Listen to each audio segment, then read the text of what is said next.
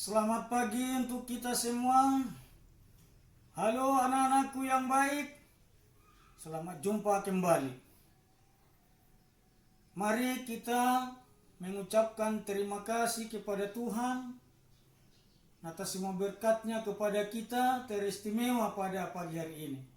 Kita dapat bertemu kembali dalam pelajaran kita, yaitu pelajaran agama Katolik dan budi pekerti.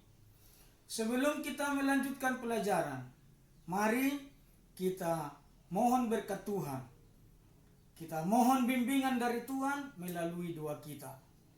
Anak-anakku semua, ambil sikap doa yang bagus, lipat tangannya, tundukkan kepalanya. Marilah kita berdoa dalam nama Bapa dan Putra dan Roh Kudus. Amin. Tuhan Yesus yang Maha Baik, kami mengucapkan terima kasih kepadamu atas berkat-Mu yang telah kami terima, sehingga kami dapat bertemu dalam pelajaran kami, pelajaran agama Katolik, walaupun masih melalui HP atau melalui daring. Oleh karena itu Tuhan, kami mohon berkati kami semua supaya kami dapat belajar dengan baik. Ampuni kami Tuhan dari segala dosa dan kesalahan yang pernah kami lakukan, agar kami tetap layak dan pantas menerima berkat-Mu. Inilah doa kami yang singkat yang kami sampaikan kepadamu dengan perantaraan Kristus Tuhan kami. Amin.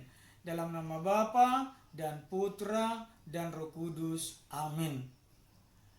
Anak-anakku yang baik, kita lanjutkan setelah kita selesai berdoa. Judul pelajaran kita pada hari ini adalah ciri-ciri gereja perdana berdasarkan kitab suci.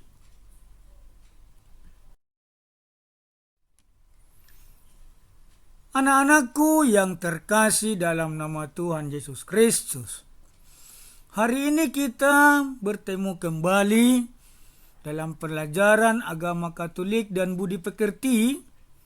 Dan hari ini juga kita akan mempelajari tentang ciri-ciri gereja berdasarkan kitab suci. Kita mulai dari yang pertama, yaitu ciri-ciri gereja berdasarkan kitab 1 Korintus bab 12 ayat 13. Dikatakan, sebab dalam satu roh kita semua, baik orang Yahudi maupun orang-orang Yunani, baik budak maupun orang merdeka, telah dibaptis menjadi satu, dan kita semua diberi minum dari satu roh. Lalu kemudian yang kedua berdasarkan Injil Yohanes bab 17 ayat 19, dikatakan seperti ini. Dan aku menguduskan diriku bagi mereka, supaya mereka pun dikuduskan dalam kebenaran. Kemudian yang ketiga berdasarkan kitab Kisah Para Rasul bab 2 ayat 41 sampai 47. Dikatakan demikian.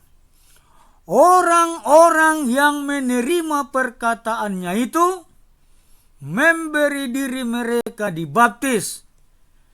Dan pada hari itu juga jumlah mereka bertambah kira-kira 3.000 jiwa. Mereka bertekun dalam pengajaran para rasul-rasul dan dalam persekutuan. Dan mereka selalu berkumpul untuk memecahkan roti dan berdoa. Semua orang yang telah menjadi percaya tetap bersatu, dan segala kepunyaan mereka menjadi kepunyaan bersama. Maka ketakutanlah mereka semua. Sedang rasul-rasul itu mengadakan banyak mukjizat dan tanda. Dan bagi mereka selalu ada dari antara mereka yang menjual harta miliknya, lalu membagi-bagikannya kepada semua orang. Tentu sesuai dengan keperluan masing-masing. Dan dengan bertekun dan dengan sehati sejiwa, mereka berkumpul. Dan tiap-tiap hari mereka berkumpul dalam bait Allah. Mereka juga memecahkan roti di rumah saudara mereka masing-masing secara bergilir dan makan bersama-sama dengan gembira dan dengan tulus hati sambil memuji Allah. Dan mereka sangat disukai semua orang. Dan tiap-tiap hari Tuhan menambahkan jumlah mereka dengan orang-orang yang diselamatkan. Kegiatan mereka berkumpul secara bergiliran, kemudian memecahkan roti.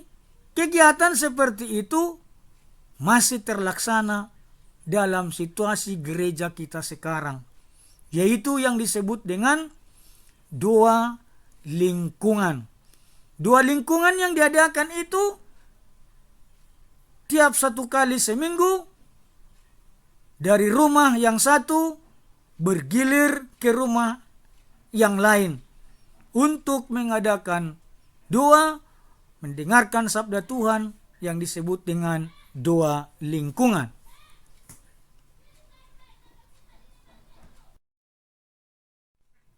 Baik, kita lanjutkan. Berdasarkan ayat-ayat kitab suci yang baru kita dengarkan tadi, gereja terutama dipahami sebagai kumpulan umat yang percaya kepada Yesus Kristus. Kitab 1 Korintus bab 12 ayat 13 itu menekankan ciri gereja yang satu dan Katolik.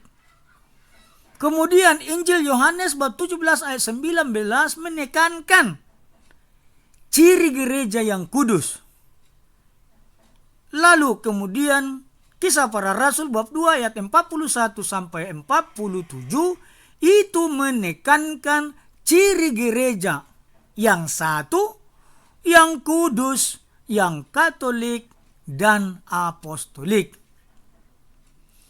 Gereja Katolik meyakini diri kudus bukan karena tiap anggotanya sudah kudus, tetapi terlebih-lebih karena dipanggil kepada kekudusan oleh Tuhan.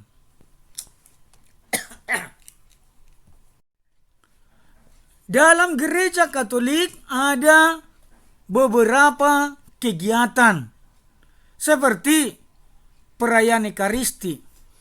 Itu waktunya dilaksanakan setiap hari Minggu. Dan pesertanya adalah semua umat Katolik yang sudah menerima komuni pertama. Kemudian kegiatan yang lain adalah kegiatan Legio Maria. Kegiatan Legio Maria ini dilaksanakan sekali seminggu sesuai dengan jadwal peserta yang sudah ditentukan. Dan pesertanya adalah semua anggota Legio Maria yang sudah terdaftar dalam daftar anggota. Kegiatan yang dilaksanakan di gereja berikutnya adalah kegiatan putra-putri altar atau mestinar. Kegiatan putra-putri altar ini dilaksanakan setiap hari Minggu di gereja jika ada perayaan Ekaristi. Dan pesertanya adalah anggota putra-putri altar itu sendiri. Apa itu putra-putri altar? Biasanya putra-putri altar ini disebut juga dengan nama lain yaitu mestinar. Mestinar itu adalah orang yang melayani pastor selama perayaan Ekaristi di altar. Kegiatan berikut adalah lektor. Lektor adalah orang yang bertugas untuk membacakan kitab suci dalam perayaan Ekaristi atau ibadat sabda. Biasanya itu dilaksanakan pada waktu perayaan Ekaristi atau perayaan ibadat sabda. Dan pesertanya adalah lektor itu sendiri. Kemudian kegiatan yang lain adalah kegiatan dua lingkungan. Dua lingkungan itu dilaksanakan setiap sekali seminggu atau sesuai dengan jadwal yang ditentukan oleh mereka. Dan pesertanya adalah semua umat Katolik yang ada di lingkungan tersebut.